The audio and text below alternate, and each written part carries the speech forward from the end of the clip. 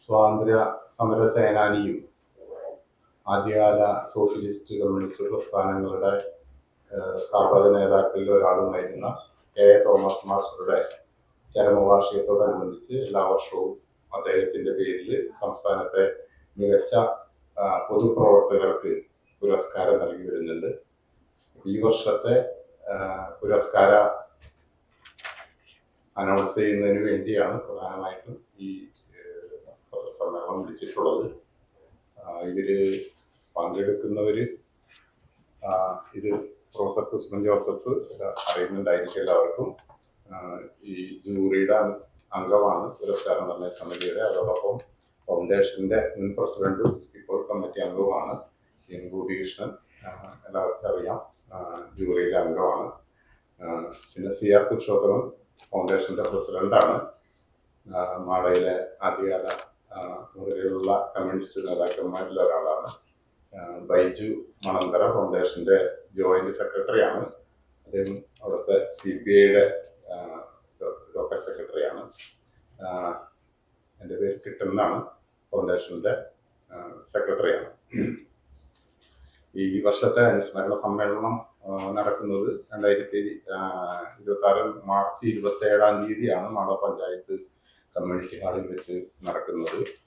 ഈ വർഷത്തെ ഈ പുരസ്കാര സമർപ്പണത്തോടൊപ്പം തന്നെ നടക്കുന്നത്, ഈ വർഷം ഫൗണ്ടേഷന്റെ അംഗങ്ങളായിട്ടുള്ള 5 പേര് പുതിയ ത്രിതല പഞ്ചായത്ത് തെരഞ്ഞെടുപ്പുകളിൽ ജനപ്രതിനിധികളായി തെരഞ്ഞെടുക്കപ്പെട്ടിട്ടുണ്ട്. അവരടുത്ത് ഉള്ള ഒരു സ്വീകരണം കൂടി ഇതോടൊപ്പം നടക്കുന്നുണ്ട്. അതോടൊപ്പം ഫൗണ്ടേഷൻ എല്ലാ വർഷവും മരണാനന്തര ശരീര ദാന സമ്മതപത്രങ്ങൾ സ്വീകരിച്ച് ഫൗണ്ടേഷനുമായി ബന്ധപ്പെട്ട ആളുകളുടെ അത്തരത്തിലുള്ള സമ്മതപത്രങ്ങൾ നൽകാറുണ്ട്. അങ്ങനെ നൽകിയ ആളുകളുടെ ഡോണർ കാർഡുകളുടെ വിതരണവും നടക്കുന്നുണ്ട്. ഈ വർഷത്തെ പുരസ്കാരം തീരുമാനിച്ചത് പ്രൊഫസർ കുസുമൻ ജോസഫ്, PN ഗോപികൃഷ്ണനും ഡോക്ടർ CS വെങ്കടേശ്വരനും അംഗങ്ങളായിട്ടുള്ള പുരസ്കാര നിർണയ സമിതിയാണ്. അപ്പോൾ അതിൻ്റെ ഒരു കൺവീനർ എന്നുള്ള നിലയിൽ പ്രവർത്തിച്ചത് കുസുമൻ ടീച്ചർ, ഫൗണ്ടേഷന്റെ കൂടി അംഗമായിട്ടുള്ള കുസുമൻ ടീച്ചറാണ്. ടീച്ചർ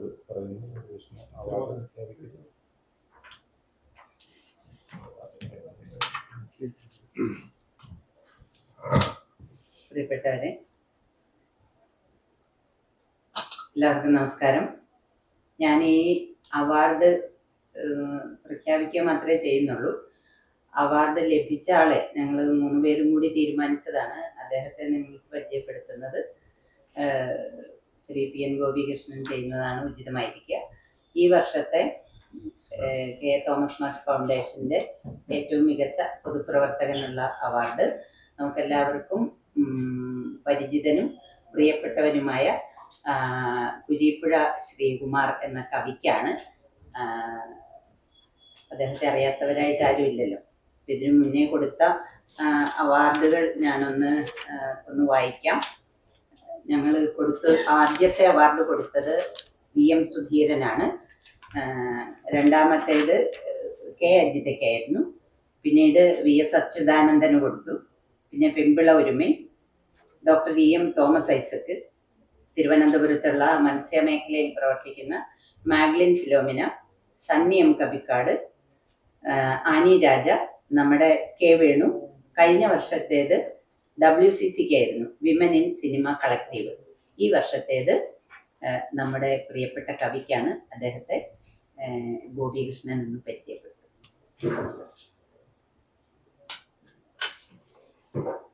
കുരീപ്പുഴ ശ്രീകുമാറിനെ പ്രത്യേകം പരിചയപ്പെടുത്തേണ്ട ആവശ്യമൊന്നുമില്ല. പക്ഷേ ഇങ്ങനെ ഈ KA തോമസ് പുരസ്കാരം എന്തുകൊണ്ട് കൊടുക്കുന്നു എന്ന കാര്യത്തിൽ ഒരു ചെറിയ വിശദീകരണം ആവശ്യമാണ് എന്ന് തോന്നുന്നു. ആ കാര്യമാണ് ഞാൻ നിർവഹിക്കുന്നത്. ഇവിടെ ആദ്യമേ കിട്ടമാഷ് പറയുണ്ടായി, മികച്ച പൊതുപ്രവർത്തകനുള്ള അവാർഡാണ് ഈ KA തോമസ് പുരസ്കാരം. കേരളത്തില് ഈ പൊതുപ്രവർത്തകർക്കുള്ള സമ്മാനങ്ങള് വളരെ കുറവാണെന്ന് നമുക്കറിയാം. അപ്പൊ അതിൽ കഴിഞ്ഞ 10 വർഷമായിട്ട് തുടർച്ചയായിട്ട് കൊടുത്തു വരുന്നുണ്ട് ഇങ്ങനെ KA തോമസ് പുരസ്കാരം. അതുകൊണ്ട് തന്നെ പൊതുപ്രവർത്തകരുടെ ഇടയിൽ വലിയ ശ്രദ്ധയാർജിച്ചിട്ടുള്ള അവാർഡ് കൂടിയിട്ടാണ്.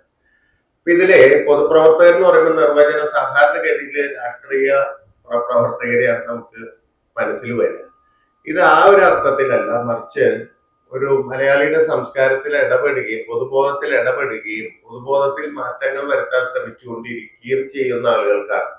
അപ്പൊ ആ നിലയ്ക്ക് രാഷ്ട്രീയ പ്രവർത്തകരും ഇതിൽ വരും. അതോടൊപ്പം തന്നെ പ്രത്യക്ഷ രാഷ്ട്രീയത്തിനപ്പുറം നമ്മുടെ ചിന്തയിൽ ഇടപെട്ടുകൊണ്ടിരിക്കുന്ന ആളുകളെ കൂടി ഈ അവാർഡ് പരിഗണിച്ചിട്ടുണ്ട്. നമുക്കറിയാം, പ്രസന്ന കവിക്കാടിന് ഈ അവാർഡ് കൊടുത്തിട്ടുണ്ട്. അതുപോലെ തന്നെ പെമ്പിളൈ ഒരു വിമൻ ഇൻ സിനിമ കളക്റ്റീവിനാണ് കഴിഞ്ഞ തവണ നമ്മൾ കൊടുത്തത്. അപ്പൊ അവരൊക്കെ തന്നെ നമ്മുടെ പൊതുബോധത്തിൽ ഇടപെടുന്നു എന്നത് കണക്കാക്കിയിട്ടാണ്. ഇപ്പൊ കുരീപ്പുഴ ശ്രീകുമാർ ഒരു പ്രത്യക്ഷത്തിൽ ഈ രാഷ്ട്രീയ പ്രവർത്തകരൊന്നും അല്ലെങ്കിലും കവി എന്നുള്ള നിലയ്ക്ക് പ്രശസ്തനാണെങ്കിലും അതിനപ്പുറം മലയാളത്തിലെ കവിതാ പാരമ്പര്യത്തിന് ഒരു പ്രത്യേകതയുണ്ട്. ഇപ്പൊ കുമാരനാശാൻ എടുത്തു നോക്കുകയാണെങ്കിൽ കുമാരനാശാൻ ഒരേ സമയം കവിയായിരിക്കുമ്പോൾ തന്നെ അദ്ദേഹം പൊതുബോധത്തിൽ നിരന്തരം ഇടപെട്ടിരുന്ന ഒരാളായിരുന്നു. പത്രാധിപരായിട്ടും SNDP പ്രവർത്തകരൊക്കെ സെക്രട്ടറിയൊക്കെ ആയിട്ട് വലിയ രീതിയിൽ ഇടപെട്ടിരുന്ന ഒരാളായിരുന്നു. അപ്പൊ ആ തരത്തിൽ മലയാളത്തിന്റെ ഒരു പ്രത്യേക പാരമ്പര്യമുണ്ട്. കവിയായിരിക്കുമ്പോ തന്നെ കേവലം ഒരു കാൽപ്പനിക കവിതയ്ക്ക് അപ്പുറം മലയാളത്തിലെ പൊതുബോധത്തിൽ ഇടപെടണം എന്ന് വിചാരിച്ച് പ്രവർത്തിക്കുകയും ചെയ്യുന്ന ഒരു പരമ്പര നമുക്ക് കാണാൻ സാധിക്കും. അപ്പൊ അതിലെ ഇങ്ങനെ തലയ്ക്ക് വരുന്ന ആളാണ് കുരീപ്പുഴ ശ്രീകുമാർ.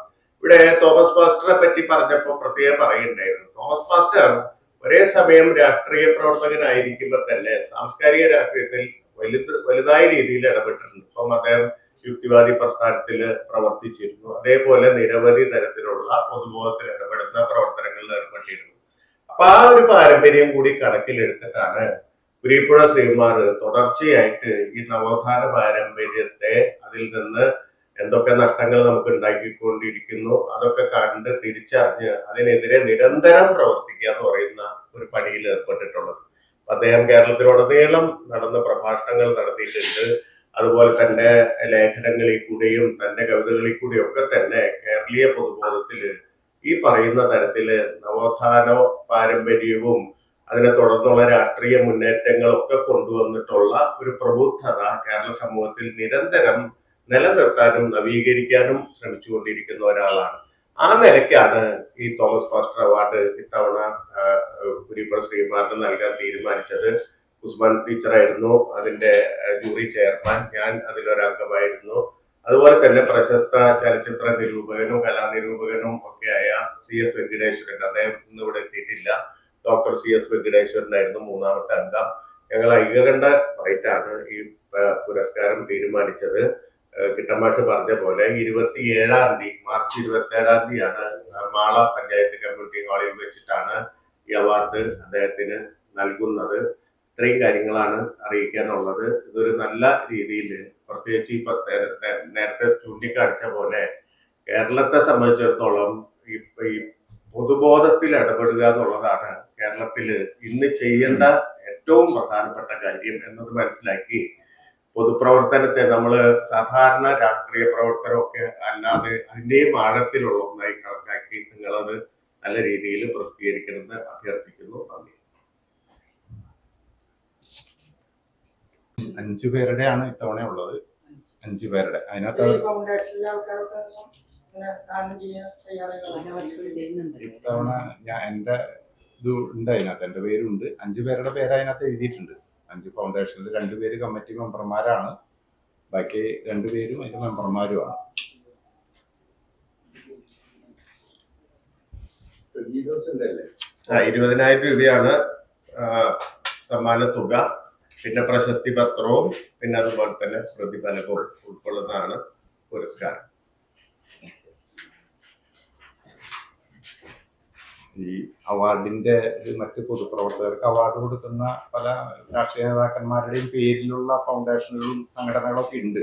പക്ഷെ പൊതുവെ അത്തരം സംഘടനകൾ കൊടുക്കുന്നത് ആ രാഷ്ട്രീയത്തോട് യോജിച്ച് നിൽക്കുന്ന ആളുകൾക്ക് അവാർഡ് കൊടുക്കുന്ന ഒരു സംവിധാനമാണുള്ളത്. പക്ഷെ ഇതിന്റെ ലിസ്റ്റ് പരിശോധിച്ചാൽ അറിയാം, തുടക്കം മുതൽ തന്നെ വളരെ വ്യത്യസ്തമായ രാഷ്ട്രീയ നിലപാടുകൾ സ്വീകരിച്ചിട്ടുള്ളവരും വ്യത്യസ്ത രീതിയിൽ പ്രവർത്തിക്കുന്നവരുമായിട്ടുള്ള പൊതുരംഗത്ത് ഇടപെടുന്ന ആളുകൾക്കാണ് അത്തരത്തിലുള്ള രാഷ്ട്രീയമോ അത്തരം പരിഗണനകൾ കൂടാതെയാണ് നമ്മൾ ഈ അവാർഡുകൾ കൊടുത്തിട്ടുള്ളത്. അത്തരത്തിലുള്ള അവാർഡ് എനിക്ക് തോന്നുന്നു ഒരു പക്ഷേ ഈ ഒരു അവാർഡ് മാത്രമായിരിക്കും സംസ്ഥാനത്ത് തന്നെ അത്തരത്തിൽ കൊടുക്കുന്ന പൊതുപ്രവർത്തകർക്കുള്ള അവാർഡുകൾ ഉണ്ടാവുകയെന്ന് തോന്നുന്നു. അതിൻ്റെ ഒരു പ്രാധാന്യം കൂടി കണക്കിലെടുത്ത് ഈ പരിപാടിക്ക് എല്ലാവിധത്തിലുള്ള സഹകരണവും പ്രചരണം നൽകുന്നതിൽ നിങ്ങളുടെ ഭാഗത്തുനിന്ന് ഉണ്ടാവണമെന്ന് ഈ ഒരിക്കലും കൂടി. ലിസ്റ്റ് കണ്ടാൽ അറിയാം. പൊതുവെ കേരളത്തിൽ ഈ പൊതുപ്രവർത്തകർക്ക് അവാർഡ് എന്ന് പറഞ്ഞു കഴിഞ്ഞാൽ കാരുണ്യ പ്രവർത്തനമാണ് സ്ത്രീകൾക്ക് അവാർഡ് കിട്ടാനുള്ള ഒരു മേഖലയായിട്ടുള്ളത്, അല്ലെങ്കിൽ എഴുത്തായിരിക്കണം. പൊതുപ്രവർത്തനം എന്ന് പറയുമ്പോൾ മിക്കപ്പോഴും അതെല്ലാം പുരുഷന്മാർക്ക് ചെന്ന് ചേരും എന്നുള്ളതാണ്. കേരളത്തിലെ പൊതുപ്രവർത്തകരായ സ്ത്രീകളെ അംഗീകരിക്കുന്ന ഒരു രീതി ഈ കെ തോമസ് മാഷ് ഫൗണ്ടേഷൻ ഉണ്ട്. മാഷിക്ക് തന്നെ ഉണ്ടായിരുന്നു അത്. മാഷ് എപ്പോഴും ഒരു സ്ത്രീവാദി കൂടിയായിരുന്നു, മതേതരവാദിയായിരുന്നു, യുക്തിവാദിയായിരുന്നു, ഒപ്പം തന്നെ സ്ത്രീവാദിയുമായിരുന്നു.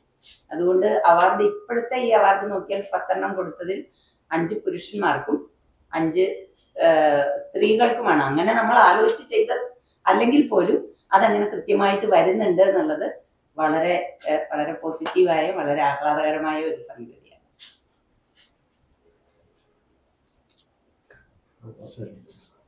വേറെ ഒന്നുമില്ലല്ലോ. Thank you. Thank you.